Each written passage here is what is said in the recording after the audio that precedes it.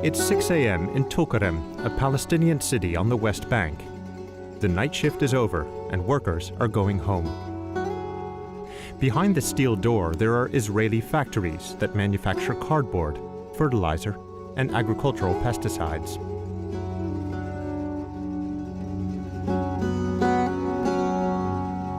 This industrial zone lies on the border separating Israel from the West Bank. It's on the Palestinian side of the separation barrier. The industrial zone has a poetic name, Nizzane Ha Shalom, the seeds of peace.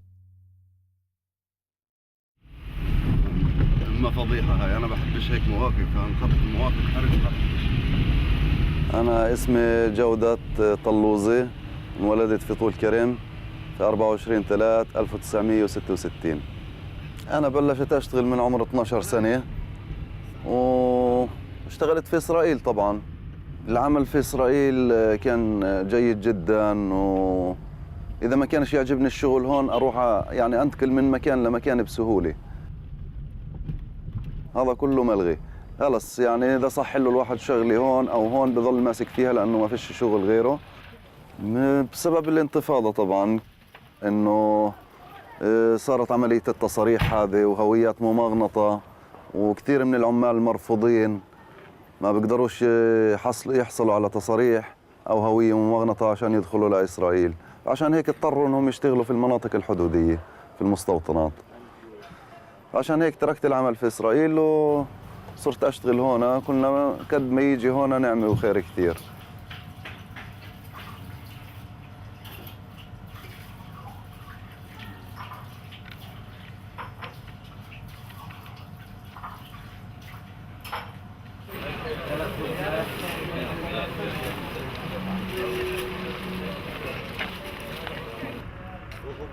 The Second Intifada, the Palestinian uprising against the Israeli occupation that began in the year 2000, and the construction of the Israeli separation barrier led to skyrocketing unemployment on the West Bank. Large numbers of Palestinians were refused permission to work in Israel. According to the International Labour Organization, there were 110,000 Palestinians working in Israel shortly after the outbreak of the Intifada. But by 2007, half of them had lost their jobs.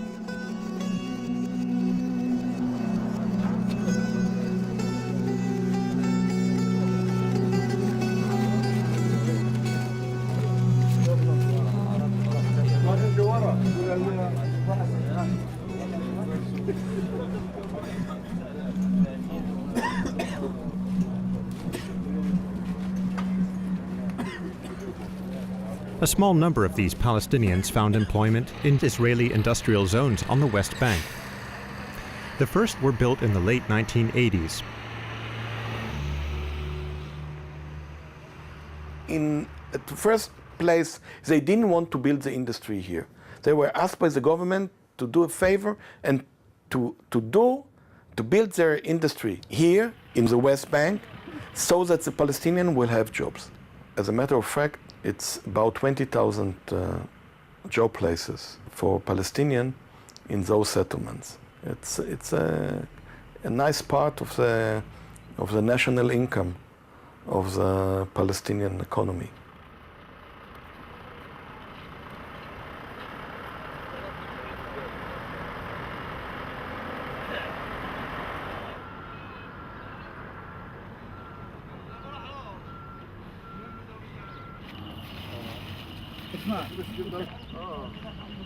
I do not think Israel is interested in offering the Palestinians work or in strengthening the manufacturing sector.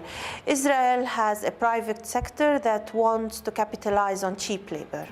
Palestinians are very highly productive according to Israeli standards. So Israeli employers do like to employ Palestinian workers. Israel is trying to create this capacity through the industrial zones. I mean, because they are structured to benefit Israel, it is very important for the Palestinian trade union movement and the Israeli one to be careful about the rights of workers there. Because whatever industrial zones there has been, they have been places of exploitation of workers more than anything else.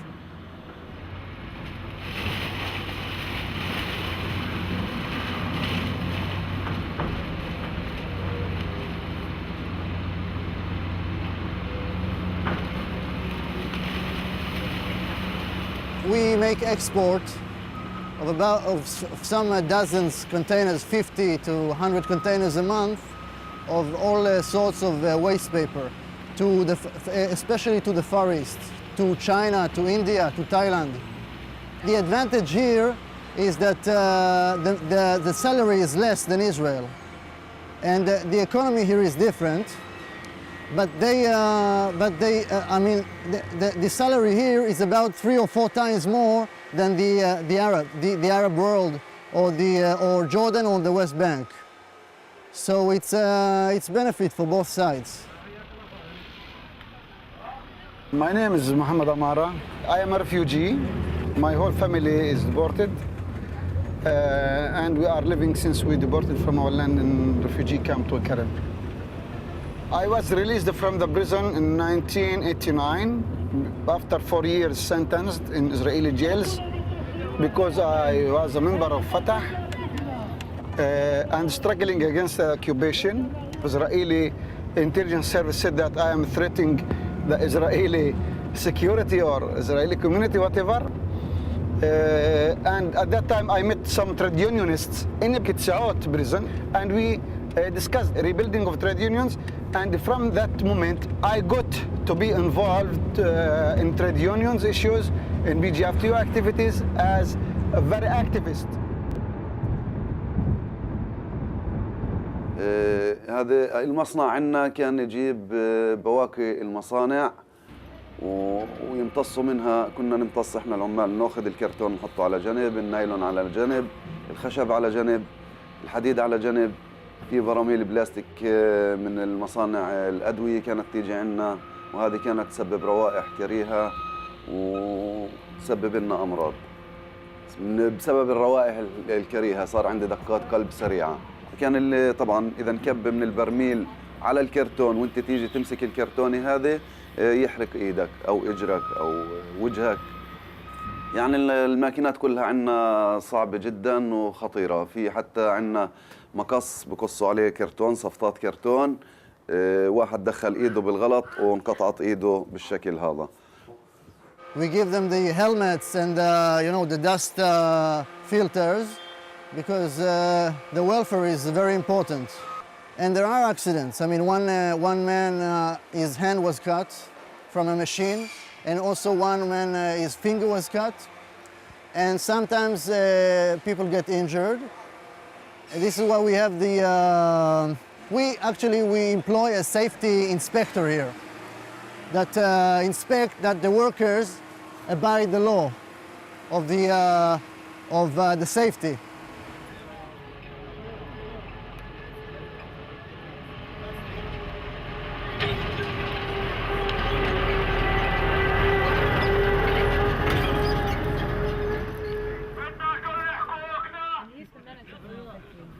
شو الإمكانيات لوجود عمل آخر غير هالعمل عندك هون؟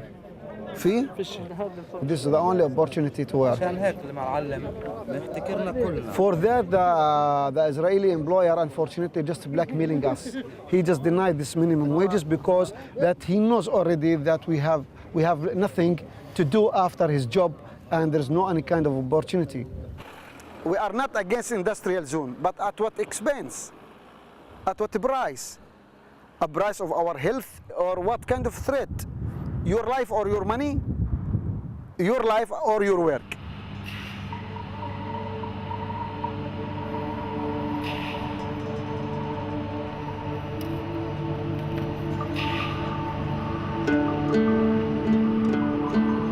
The Israeli industrial settlements are attractive locations for some Israeli companies because of the weak enforcement of laws, such as environmental regulations.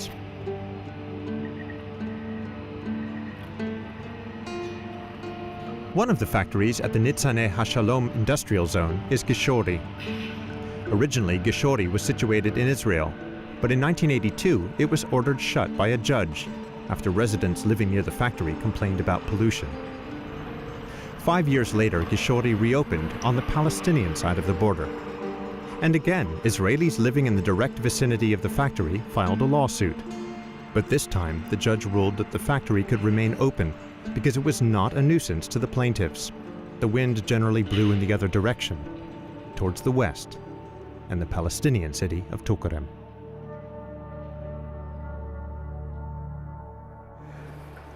أنا اسمي أديب الراس وصاحب الأرض هاي من أب عن جد، يعني أنا في هالمنطقة هاي، وأنا مزارع هون. وأضرار هذا الغبار والمصنع هيهم يعني له تأثيرات جانبية ومهمة على الأشجار وعلى البشر وعلى كل شيء. انظر طلع، يعني الواحد بشوف هذا الورق المحروق سببه مية النار، شايف كيف؟ هذا دمار يعني وخراب.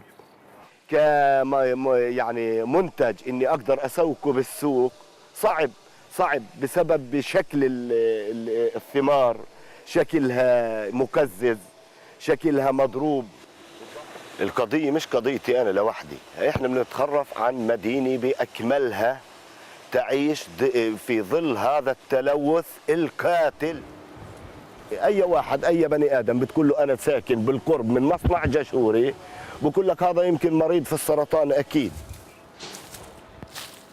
I don't think that the Israeli factories are creating any environmental problem in the territories. The major problem in the territory is that, unfortunately, most of the cities of the Palestinians don't have, for instance, any proper sewage treatment plant. So our interest is that the water that we are drinking down in Tel Aviv, which find its sources up in the mountains near Nablus or near Shechem, won't be polluted. So this is the problem. We have an interest in maintaining the proper environmental legislation or enforcement, because in such a small territory, and we're talking about a very small parts, there is no borders for environmental problems. احنا طبعا اجى شخص من جنين وحكى معي وبيشتغل في عنوان العام اللي كافلا عوفيد، حكى معي في النقابة في طول كرم لمساعدتنا لتحصيل حقوقنا والحد الأدنى من الأجر. وطبعا أول ما بلشت أنا الوحيد في المصنع، أقنعت أكم واحد اللي هم 3 أو 4 إن نعمل لجنة في المصنع لتحصيل حقوقنا. وطبعا كبرت العملية هذه وتوصلنا إلى كل العمال إنهم يقتنعوا بهذا الحكي ووافقوا.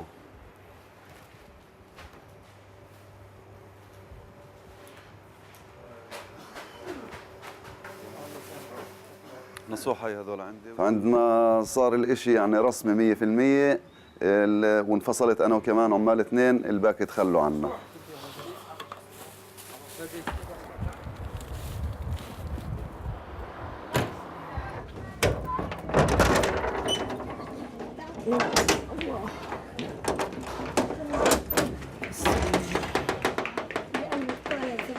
علبة كولا؟ طيب.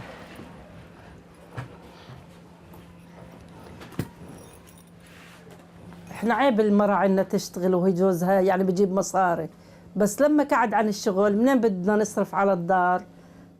فتحنا هاي الدكان استأجرناها، بندفع كل شهر 150 شيكل وببيع باليوم 100 شيكل، مرات 200 شيكل عبين ما يندلوا علينا.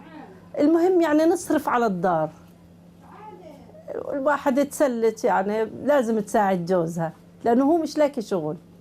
لو يلقى شغل خلص أنا بسكر الدكانة. والله.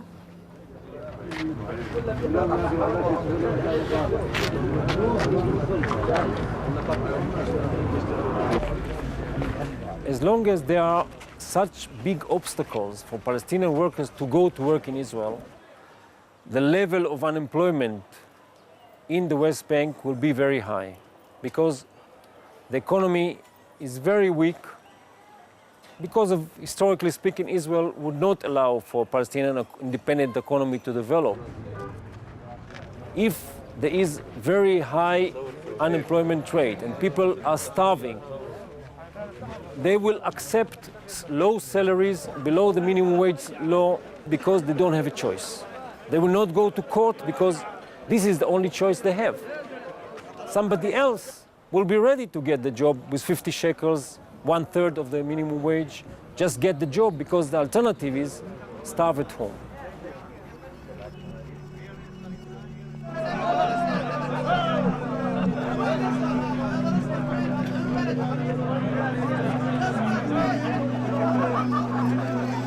In 1982, it was decided that Palestinians who worked in the Jewish settlements had the right to the same minimum wage as their Israeli co-workers.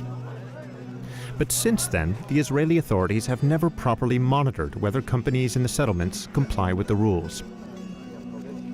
They also have few legal protections in terms of safety and social security, because until recently it was unclear whether Israeli labor law applied to Palestinians working in the settlements.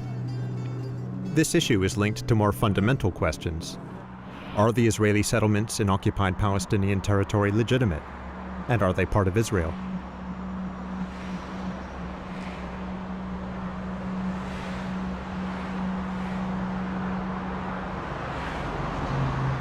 According to what the employers state and stated, they were promised by the Israeli governments in order to try to entice them into moving into such industrial zones that Israeli labor law would not apply, and therefore they would have lower labor costs. And that's the reason, so they claim, that many of them did indeed move to these industrial zones in the West Bank. This representation was misleading. It's not true. When we are talking about Israeli enclaves in the West Bank, it's clear that Israeli labor law must apply for various reasons relating to international choice of laws and relating to the basic rights of workers under international customary law and the basic values of equality and workers' rights. Applying Israeli law in a land that is not Israel might be understood by one as a fact that Israel is let us say, decided to enlarge the land of Israel in the terms of international law. What's a part of Israel? How Israel can enforce the Israeli laws in a land that is not Israel? For years, the Palestinians fought a legal battle for equal labor rights. But in 2002, an Israeli judge ruled that Israeli labor law did not apply to Palestinians working in the settlements. Kavla Oved, an Israeli organization that defends the rights of Palestinian workers, filed an appeal with a higher court against this decision. Finally, on the 10th of October 2007, the Israeli Supreme Court handed down a historic ruling. Palestinian laborers who work in the settlements do fall under Israeli labor law.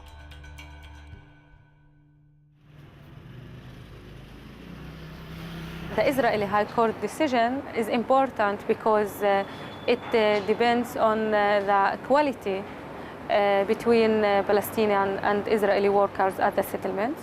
Until now, there is no Palestinian state. So there is no reason that the Israeli companies in the occupied territories will not pay according to the Israeli law.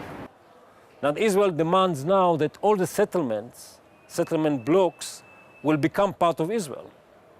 This is the demand of Israel.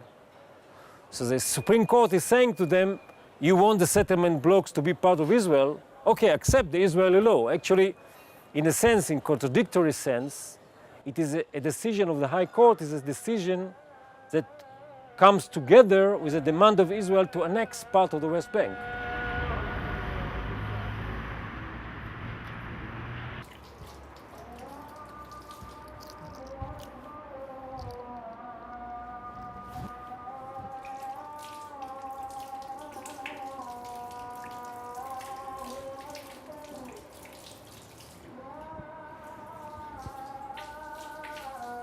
والقضية بالنسبة للقضية يعني كانت أول جلسة وتم استجوابنا من قبل القاضية أو الحاكمة في المحكمة الإسرائيلية في تل أبيب، وعندنا في كمان جلسة في 14/11.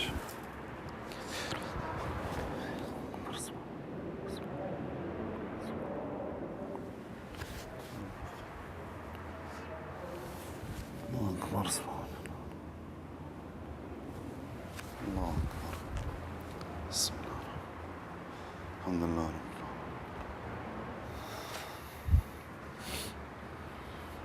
My father told me that there is a court case, and the workers say that they were fired because of the union. But I mean, we're not aware of a union. He wasn't aware of a union, so how can he fire them if he's not aware of a union?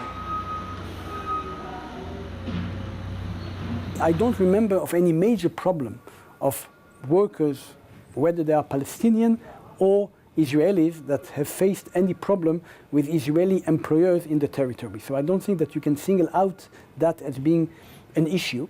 I think that, again, the Israeli employers are bound by the Israeli legislation when they employ either Palestinian or Israelis. And in general, I think that the way that law are enforced, labor law are enforced in Israel, is relatively satisfactory. I think the reason for the relative lack of success in enforcement of all labor laws is from the point of view both of the labor unions and the Ministry of Labor, the government, the lack of struggle for enforcement of these laws and the lack of clearness about the direction in which that struggle must go. The struggle has to be one for a clear statement that all laws apply to everyone and have to be applied, and elimination of all gray areas.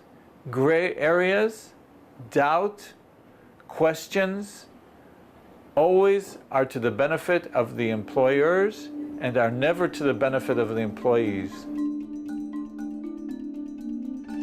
The Israeli trade union Histadrut supported the lawsuit which led to the Supreme Court decision in 2007. But the union has barely any contact with Palestinian workers on the other side of the separation barrier. And even the Palestinian trade union, the PGFTU, can do little to support these Palestinian workers because it has no access to the Israeli settlements. What's more, the Palestinian trade unions are said to be less than democratic and more preoccupied with politics than with organizing workers. That's why the Israeli organization Kavla Oved supports these workers in the legal struggle against their Israeli employers and helps the Palestinian trade unions to organize themselves. Workers, they are not obliged to be political activists anymore, that they are compulsory, they are Fatah.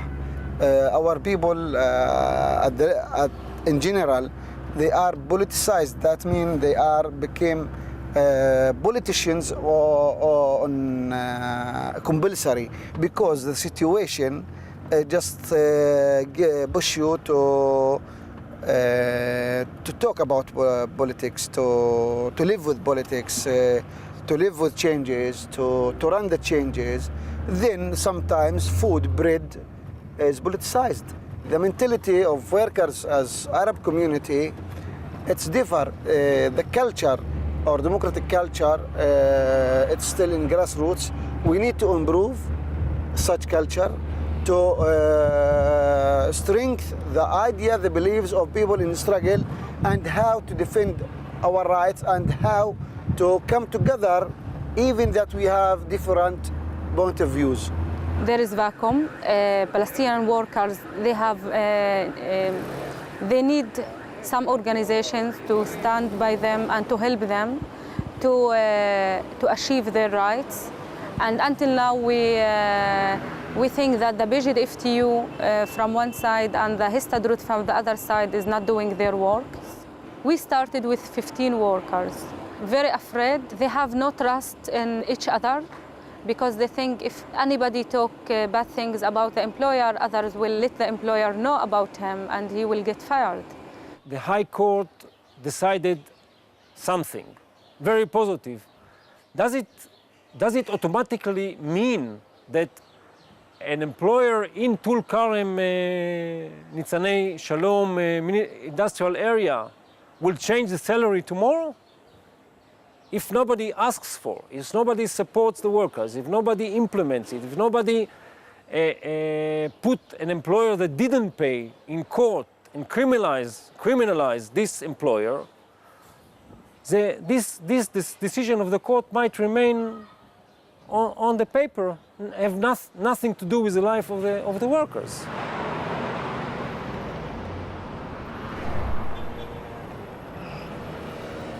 Palestinian workers whose rights are deprived, they have one duty: to report. If their rights are being violated, immediately they should call on and ask us or ask PGF2 to speak with us. First, employer will be called on and tell him, look, Mr. and Mrs., you are wrong. Give you a chance to change your deprivation attitude. At the end, with all the respect to Palestinian workers, the first priority of the Histadrut is to take care about the Israeli workers. And there are enough problems in the Israeli labor market. So it's not the first priority. It's important, but it's not first. We say in Hebrew that the poor residents of your own town is previous to the other poor people in the world. الو مرحبا عماد، كيف حالك؟ ان شاء الله بكره طالعين معنا على الاجتماع في سلفيت، اجتماع ورشة العمل. طيب ماشي الحال، احنا بكره طالعين انا وياك وانور جيوسي، انتوا طبعا من لجنة عمال يميت وانا من اللجنة اللي انفصلت في تل ايل. الساعة 9:30 كون في طول كرم باب نقابة العمال. يلا سلامات، باي.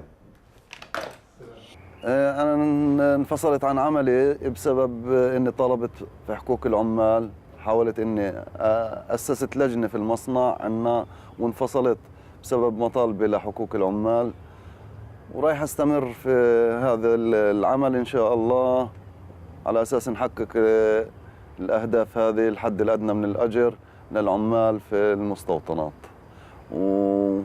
وبتأمل إنه نوجد شغل ثاني نربي أسرنا.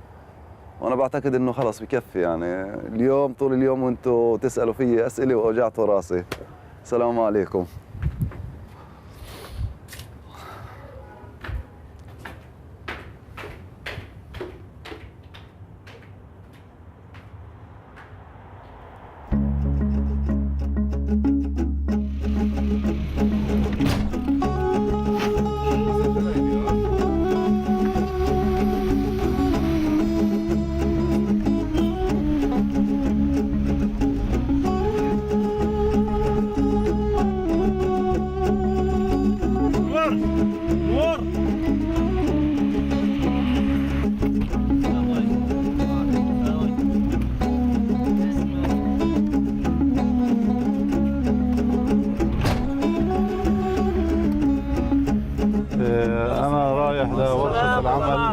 مشان نراجع حقوق العمال ونشوف شو المشاكل اللي بيتعرض لها العامل في إسرائيل وكيف معاملة أصحاب العمل للعمال في إسرائيل.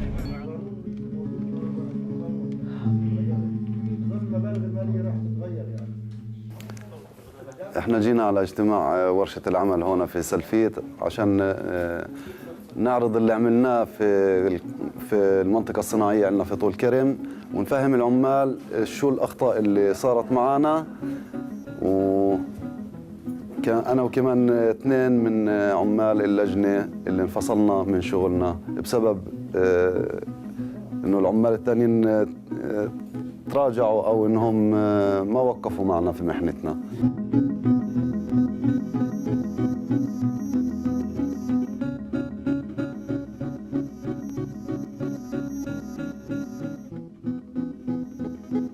يستمروا في النضال تاعهم ويحاولوا انهم ياخذوا حقوقهم اذا صاحب العمل رفض انه يعطيهم الحد الادنى من الاجر. The workers tell me that the employers tell them most of the time that you should be thankful for us, that you have work here. You don't have any work in the Palestinian Authority. You have poverty. You are very poor, and you are coming here, and we give you work. So you should be thankful and silent.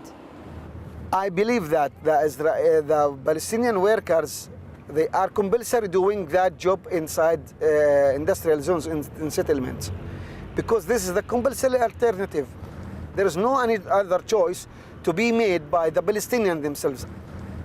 Our labor market is very narrow, and the economical situation is deteriorated, distracted. The political situation is not stable. The only solution is to recognize that these settlements are illegal. What to rely on working on settlements just to give the settlements legitimate situation? No. Well, I myself, I refuse that.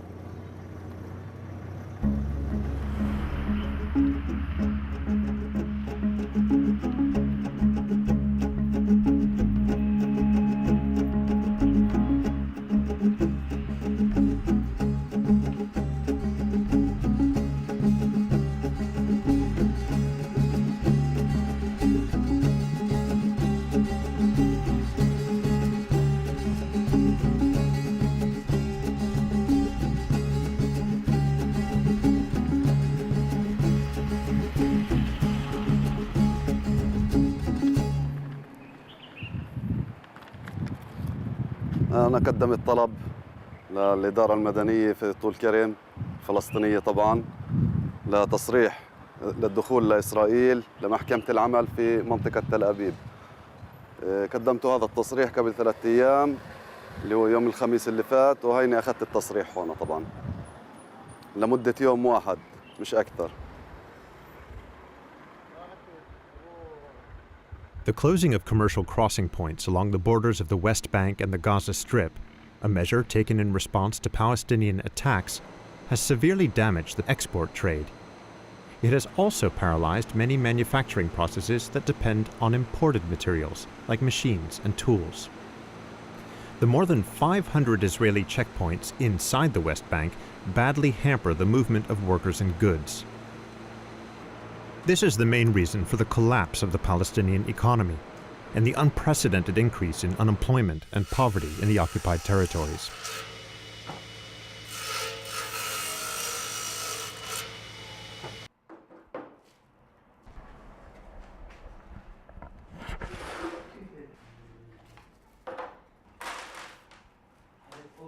The Palestinian economy is unable to create enough jobs, and the few jobs that do exist are so poorly paid that workers don't earn enough to feed a family.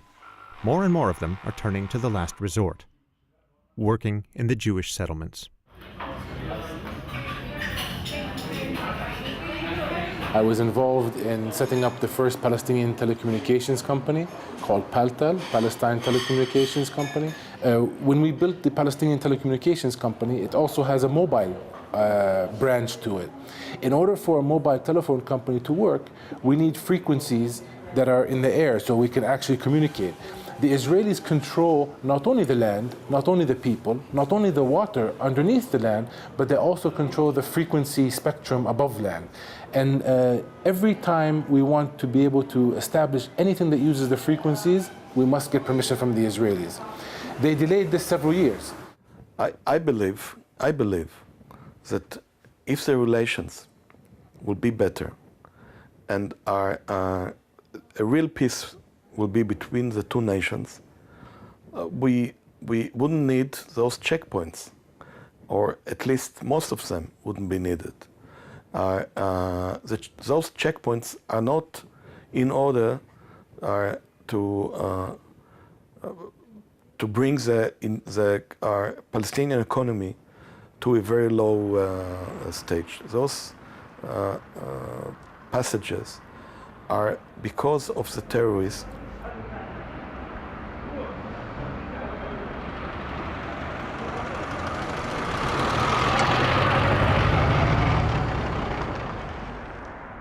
The Palestinians doesn't need Israel if they don't want. And the Israeli economy doesn't link too much to the Palestinian economy.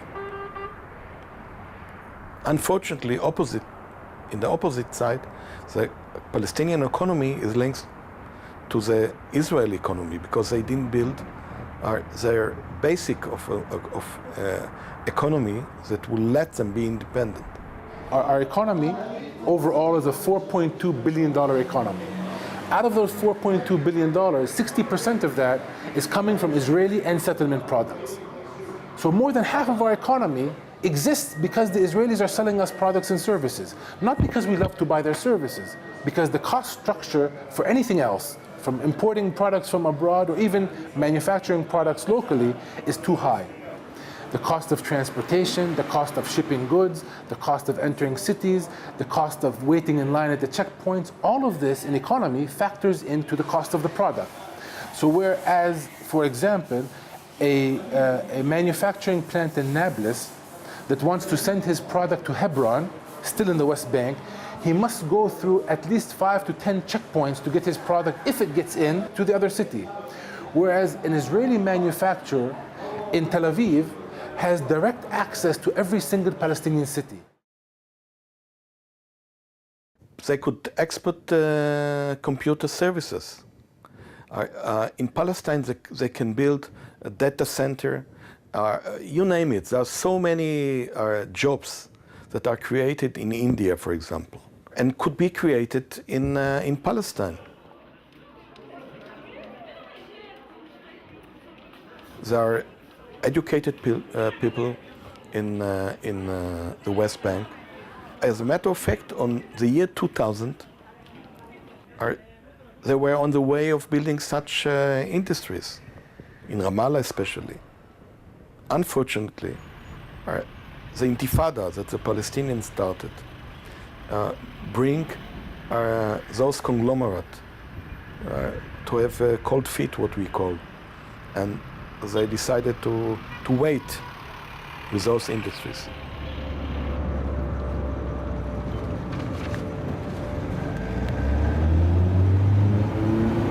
دار مين؟ دار الدولة ده؟ أنا طلوزي. طلوزي؟ عمر الطلوزي شيك ربنا بالزيادة. وصلنا معناته عمنا. عمك؟ لا يا رجل. لو سهلا بك، من وين حضرتك؟ حياك الله يا زلمة، احنا وياك صف واحد بقينا. والله؟ معناته ضفاوي أنت يا خال. عيار. أهلا وسهلا.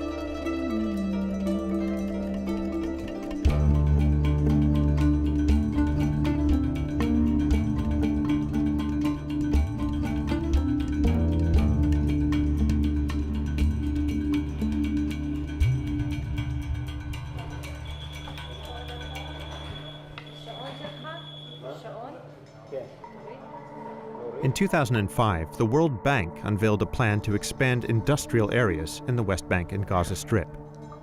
It was presented as a peace project because Israeli and Palestinian companies are meant to cooperate in so-called joint industrial zones. The 3 joint industrial zones planned for the West Bank are to be established near the Palestinian villages of Irta in the west, Jalama in the north, and Tarkumia in the south. All 3 will be located near the border. These projects will be financed by Japanese, American, German, and Turkish donors. The industrial zones will operate at least partly under the Palestinian flag. So how will the Palestinians who work there be affected by the Israeli Supreme Court ruling of 2007? The industrial zones have been thought about as a trick, as a maneuver, to overcome the Israeli laws. It means instead of Palestinians go to Israel and then the employer has to pay them all the laws according to the Israeli law, let's put the Israeli factory on the border. The shop floor of production will be in the West Bank. Then you have the border, and then you have the room of the manager inside Israel. So it's an Israeli employer. He doesn't have to go to the West Bank because he remains in Israel. And he doesn't have to abide by the Israeli laws because the workers are working in the West Bank.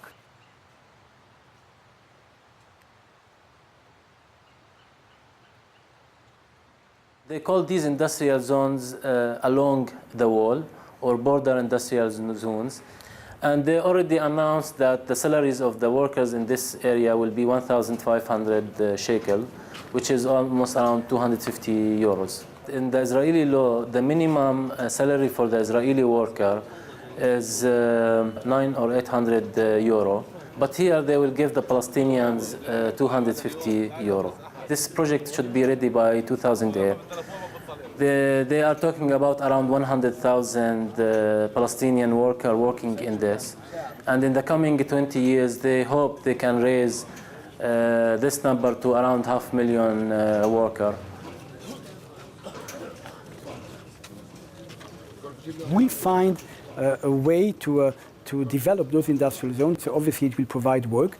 So again, I mean, we are living in a global world, okay? They'll have to compete with the Indian, with the Chinese, with the Turks, and with the Romanian, and with the Israelis. We are living in a competitive world, so they will have to find where is their comparative advantage, and hopefully they will find it. Until now, the Arabic communities and the Middle East communities are boycotting the Israeli products. So if it was exported as made in Israel in these countries, no one will buy it. So the game they said, or the way how they want to do it, is that it will go as made in Palestine, but everything comes from the Israeli companies. So the seeds are from the Israeli company, the training from the Israeli company. The water is, although it's from confiscated water, they will need to rebuy it from the Israeli water company. Supervisors from the Israeli professionals, greenhouses, systems, exportation, everything will be Israeli except for the worker, the cheap labor, or the slaves actually, and it will be called made in Palestine. In today's globalized world, cost is the driving factor.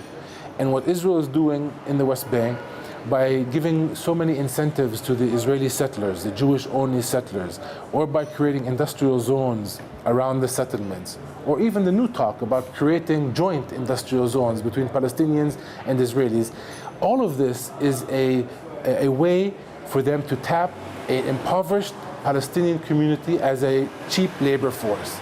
And this is where we need to be very careful, because although we want jobs, we don't want jobs that keep a subservient kind of relationship with the Israelis.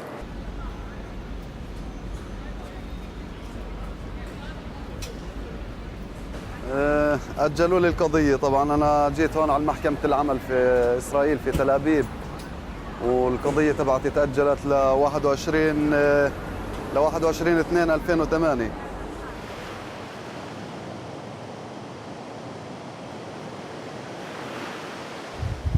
ونزور البحر. أنا بذكر آخر مرة جينا فيها أنا وزوجتي.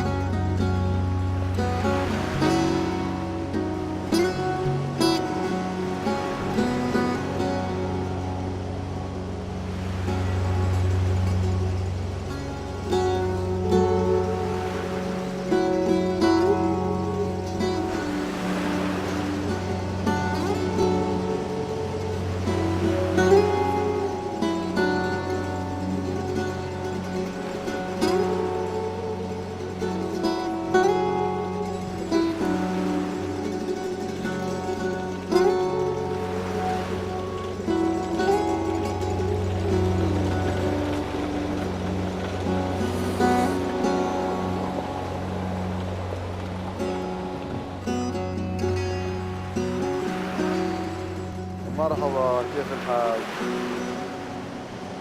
أنا موجود هنا في يافا على شط البحر. بتأمل إنكم تكونوا معي هنا تشوفوا البحر وتنبسطوا.